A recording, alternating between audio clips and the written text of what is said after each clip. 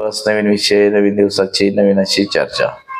आज चर्चा घेऊन आलोय म्हणजे बघा, निवडणूक आयोगावरती सर्वच पक्षांच्या शंका आहेत. निवडणूक आयोगावरती लोकांचा विश्वास आहे का नाही आता कारण की त्याला कारण ही तशीच झालेली आहेत मित्रांनो. म्हणजे ज्या ज्या ठिकाणी मतदार याद्यांमध्ये घोळ झाला, दुबार तिबार चौबार मतदार जे आहेत, तर त्या मतदारांचं सुद्धा पुन्हा मतदार म्हणजे सगळ्या ठिकाणी मतदार होते.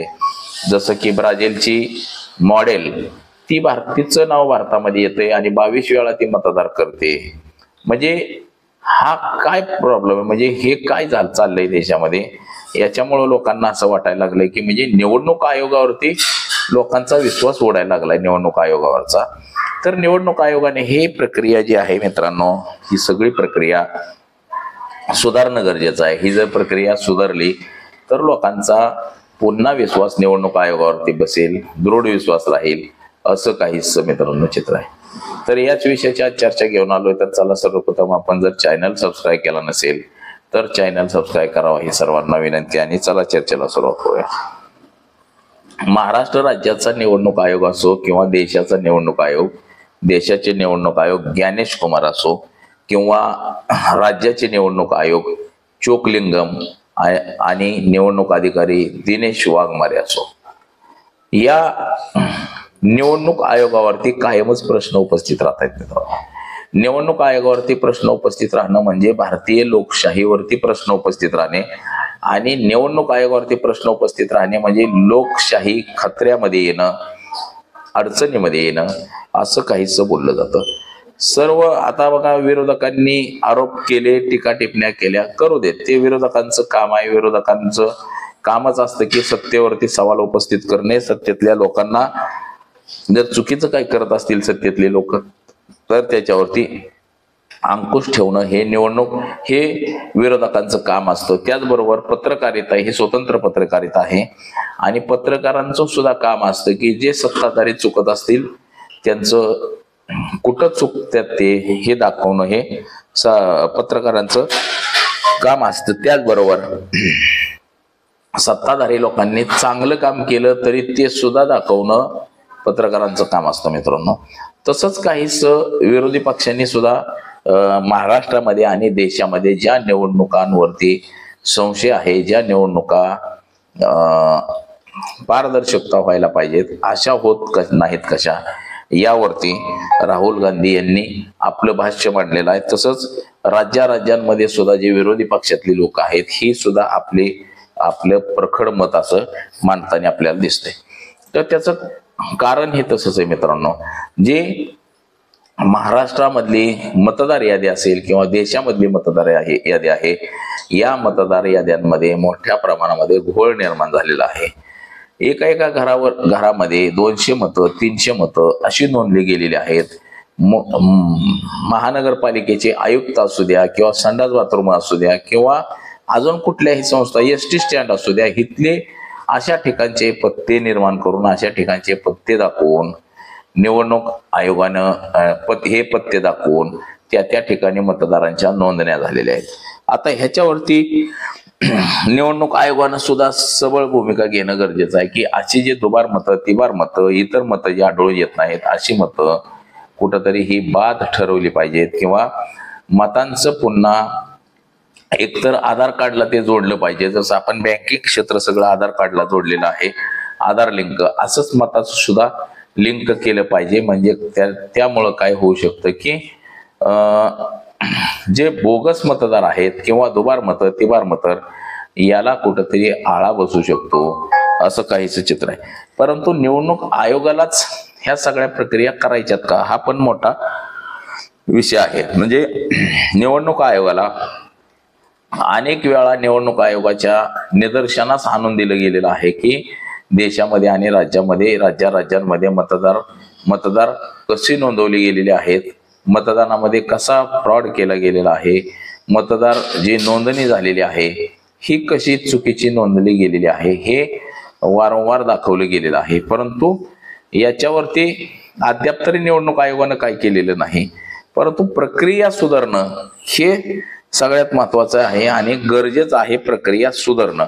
जसं की बाबा राहुल गांधी यांनी जो हायड्रो बॉम्ब जो सांगितला, म्हणजे हरियाणा मधलं त्यांनी उदाहरण दिलं. याच्या अगोदर त्यांनी महाराष्ट्रातलं आणि कर्नाटक मधलं सांगितलं होतं. म्हणजे 3 वेळा राहुल गांधींनी पत्रकार परिषद घेतली आणि ह्याच्यामध्ये घोळ कसा निर्माण झालेला आहे हे सगळं सांगितलेलं आहे. म्हणजे या घोळाला जबाबदार कोण असं देखील सांगितलं होतं. की त्यांनी हरियाणा मधलं उदाहरण जे सांगितलं मित्रांनो, त्याच्यामध्ये हरियाणामध्ये ब्राझीलची एक मॉडेल आहे आणि त्या मॉडेलचं 22 वेळा मतदान हे हरियाणामध्ये आहे आणि ते मतदान सुद्धा झालेलं आहे, मतदान घडून आणलेलं आहे. म्हणजे हरियाणामध्ये अशी अनेक मतं आहेत की जी उत्तर प्रदेशमध्ये बी लोक राहतात, दिल्लीमध्ये सुद्धा लोक राहतात आणि त्यांचं मतदान मात्र हरियाणामध्ये आहे.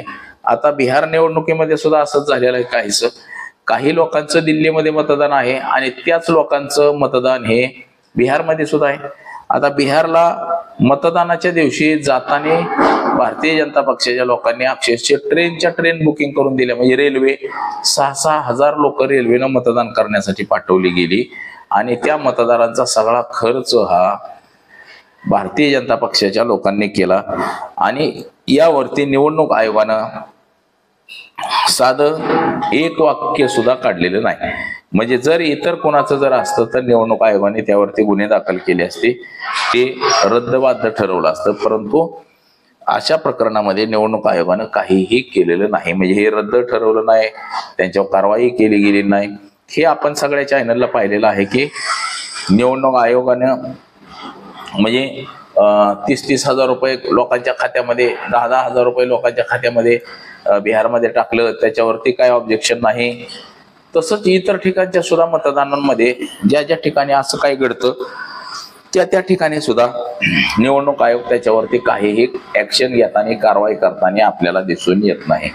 म्हणजे आता लोकांच्या मनामध्ये शंका निर्माण झालेल्या आहेत की हा निवडणूक आयोग काम कसं करतोय. निवडणूक आयोग ही स्वायत्त संस्था आहे. निवडणूक आयोगानं चांगलं पारदर्शक काम केलं पाहिजे असं सगळ्यांना वाटतंय, परंतु ते तसं काम करताना कुठंतरी आपल्याला दिसत नाही. म्हणजे निवडणूक आयोगाकडून पारदर्शकतेच्या फक्त वल्गना केल्या जातात.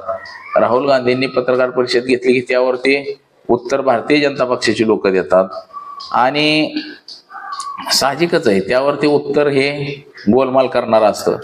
आज जरी भारतीय जनता पक्षाची सगळी लोक त्याचं समर्थन करत असतील तरी भविष्यात पुढे जाऊन मात्र हे त्यांच्यासाठी सुद्धा घातक आहे. उद्या त्यांना सुद्धा तिकीट मिळणार नाही. ती जे कालवा करतात त्यांना सुद्धा बाजूला केलं जाईल, त्यांचं सुद्धा करिअर संपवलं जाईल, असंच काहीच चित्र आहे मित्रांनो. परंतु ही न्यायिक प्रणाली आहे, ही सुधारणं गरजेचं आहे. राहुल गांधी यांनी महाराष्ट्रातली सुद्धा निवडणुकीमधली उदाहरणं दिलेली आहेत. कुठं कुठं मतदार किती किती वाढलेले आहेत, काय काय झालेलं आहे, हे सगळं विसंबूत अशी मांडणी केलेली आहे. परंतु त्यावर अद्याप तरी काही कारवाई निवडणूक आयोगाकडनं होताना आपल्याला दिसत नाही सध्या तरी मित्रांनो. तर बघा, निवडणूक आयोगाची प्रणाली सुधारावी हीच सर्वसामान्य माणसांची प्रमुख भूमिका आहे.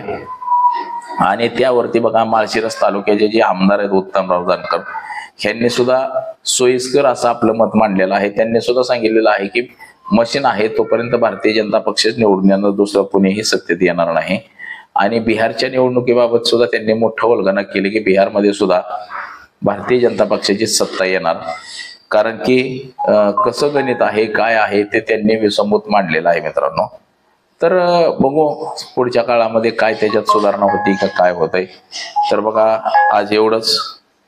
माझा सहकारी कॅमेरामन अनिकेत सह मी भीमराव कडाळे पाटील.